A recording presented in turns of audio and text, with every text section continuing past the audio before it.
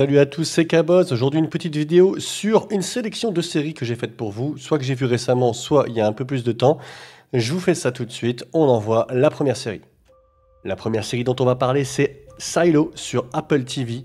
Très bonne série dont la saison 2 vient de sortir. Pour l'instant, il y a un épisode par semaine qui sort et donc on est au deuxième épisode. J'attends le prochain avec impatience.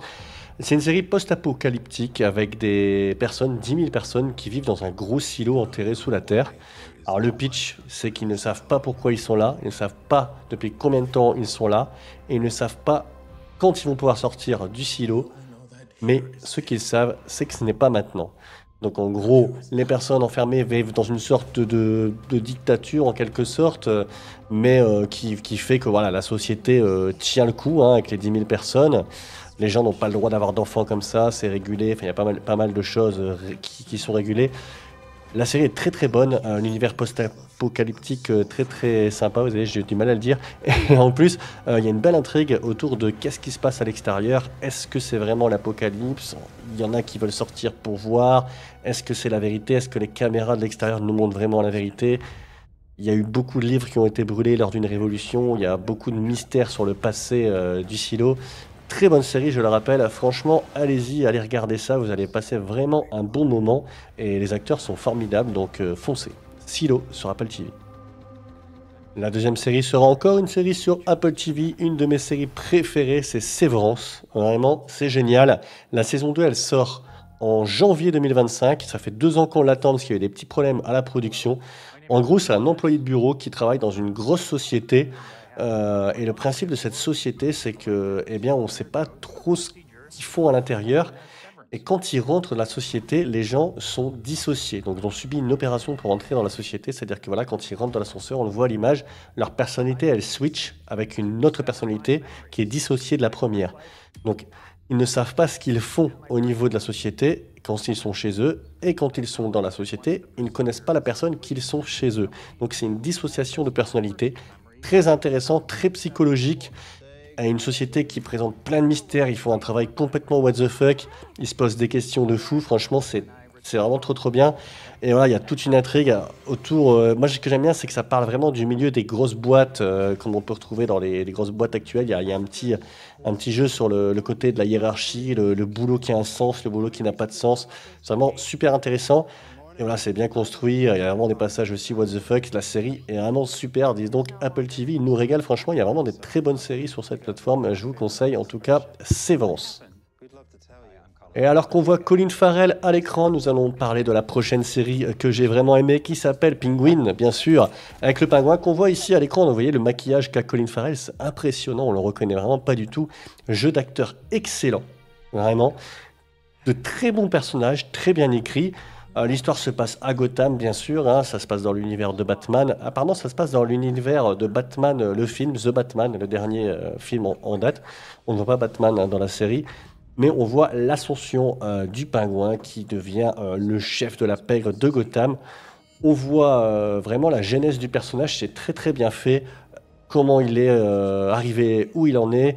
Il y a des personnages auxquels on s'attache et tout, c'est très bien écrit. Alors ça se passe, c'est la baston entre les familles de la pègre de Gotham. Il y a les Falconets contre les Maroni, je crois, qui se battent. Et Penguin est là entre les deux. Il est chez les Falconets, mais voilà, vous allez voir, il essaye de faire un peu des embrouilles pour arriver au pouvoir. Franchement, super série. Vraiment, on met 1 ou 2 épisodes à rentrer dedans, puis après on est pris. Il y a 8 épisodes. C'est ni trop court ni trop long. C'est parfait. Et la fin est assez ouf, franchement. On est pressé de voir la saison 2. Je vous recommande fortement un Penguin sur HBO Max. Alors maintenant, je vais vous parler d'une série un peu plus ancienne qui est de 2017 que j'adore vraiment. Surtout qu'elle est finie cette série parce qu'il n'y a que 3 saisons et l'histoire se tient en 3 saisons. Ils n'avaient pas prévu plus. Moi, j'aime bien les séries où voilà, vous avez une finalité, qui sont bien écrites. J'ai bien entendu parler de Dark, qui est une série allemande, à voir absolument sur Netflix. C'est une tuerie, franchement. C'est peut-être ma série préférée de ces 10 dernières années. Je mettrais quand même Game of Thrones, Dark, et puis peut-être, voilà, je sais pas, je mettrais dans les 10, je sais pas si Breaking Bad est un peu plus de 10 ans d'ailleurs. Bref, en tout cas, Dark, à voir absolument, super série. Alors attention, c'est compliqué. Faut accepter le fait de rien comprendre pendant un, deux épisodes. Des fois, vous allez juste pas comprendre. Vous allez un peu, ah, gars, je comprends pas ce qui se passe. Mais au final, vous allez comprendre après. C'est ça qui est bien fait avec cette série, c'est que, eh bien, elle vous offre l'opportunité de vous laisser perdre dans les méandres et elle vous raccroche en fait. Elle vous raccroche toujours. Vous allez des fois décrocher pendant 30 minutes, vous êtes raccroché. Des fois décrocher pendant deux épisodes, vous allez être raccroché. L'histoire est très simple, hein. Le pitch, c'est qu'il y a un enfant qui s'est perdu dans la forêt, on le retrouve pas, et on cherche désespérément à le retrouver, et on se rend compte assez vite bien qu'en fait il est passé dans un tunnel qui est une sorte de passage temporel, et cet enfant est retourné dans le passé. Et il y a tout un mystère autour de ce tunnel et autour des voyages dans le temps. Ça parle beaucoup du voyage dans le temps et des, comment dirais-je, des paradoxes temporels. C'est excellent, franchement, allez-y, foncez si vous ne l'avez pas vu. Dark, une des meilleures séries ever. On parlait maintenant d'une série un peu plus légère que je trouve assez sympa. Alors c'est pas la série du siècle, mais franchement ça se laisse regarder en mode tranquille. Et voilà, c'est une série qui plaît un peu à tout le monde, moi je trouve, c'est assez consensuel. C'est For All Mankind, également sur Apple TV. Alors, ça parle d'espace et ça parle aussi de politique. En gros, le pitch, ça se passe dans une sorte de planète terre alternative dans laquelle les Russes ont gagné la course à l'espace. Donc c'est les Russes qui ont mis la première personne sur la Lune, voilà. Et donc la NASA, elle court après les Russes en fait pour essayer d'être toujours la meilleure. La guerre froide n'est pas finie, voilà, ça traîne un peu. Et il y a une sorte de course autour de l'espace. C'est franchement vraiment pas mal. Alors il y a 4 saisons, moi je crois que j'en ai regardé 3 pour l'instant, je la regarde un petit peu au fil de l'eau cette série, je la dévore pas plus que ça, mais c'est une série que j'aime assez regarder, j'aime bien l'ambiance comme ça, années 60 au début, après ça évolue un peu dans le temps, on arrive sur les années 80-90, et vous verrez, c'est pas mal, il y a quand même pas mal de suspense, c'est toujours très bien joué, il y a des belles images, franchement, je trouve qu'en termes de photos c'est vraiment impeccable. Une série, ma foi, fort agréable, encore signée Apple TV, décidément, ils sont très forts, je trouve, en série Apple TV, donc For All Mankind. Alors maintenant, on va parler d'une série un peu plus rigolote, on va dire, qui s'appelle What We Do in the Shadows. C'est une série qui a quand même une dizaine d'années, qui est assez drôle en fait, hein. C'est tourné comme un reportage sur des vampires. C'est des vampires un peu ridicules, qui sont un peu nuls, quoi. C'est un peu des vampires losers. Franchement, c'est assez rigolo. Je vous la conseille en mode sitcom. C'est très très bien. Je crois qu'il y a 6 saisons. La sixième vient de sortir. Ils ne sont pas sortis une saison tous les ans. Et voilà, franchement, ça vaut vraiment le coup. C'est vraiment délirant. À regarder en VO, bien sûr, comme toutes les séries que je vous conseille. Mais celle-là, encore plus, parce qu'ils font des accents, les vampires et tout. C'est trop trop bien fait. Je vous le conseille, on passe un bon moment, on se marre bien, c'est des épisodes de 25 minutes à peu près, donc assez cool pour la détente si vous voulez détendre tranquillement en regardant ça. Moi j'ai déjà vu, je les regarde un petit peu avec ma femme, c'est un peu comme voilà, comme on va regarder un épisode de Friends ou autre, hein, c'est un truc rigolo. Et je vous le conseille, franchement, c'est décalé, c'est très très fun, et vous m'en direz des nouvelles si vous le regardez. What We Do in the Shadows. Ça passe sur Canal, on l'a sur Canal, effectivement. On enchaîne avec une série qui a un peu quelques années également, qui s'appelle Umbrella Academy. Je vous la conseille aussi, j'ai pas vu la dernière saison, la 4 elle est sortie cet été, j'ai pas eu le temps de la voir. C'est franchement pas mal, le principe c'est quoi? C'est des sortes de gens avec des super pouvoirs qui sont regroupés dans une sorte d'académie par un vieux monsieur, et puis ce vieux monsieur il décède, et puis en fait tous les gens ils ont un peu fait leur vie après, les enfants, et ils se retrouvent, et puis voilà, ils ont une sorte de... Comment vous expliquer sans trop spoiler? Ils essaient de résoudre le mystère lié à la mort du père, etc. Et ils ont tous un peu des conflits à régler.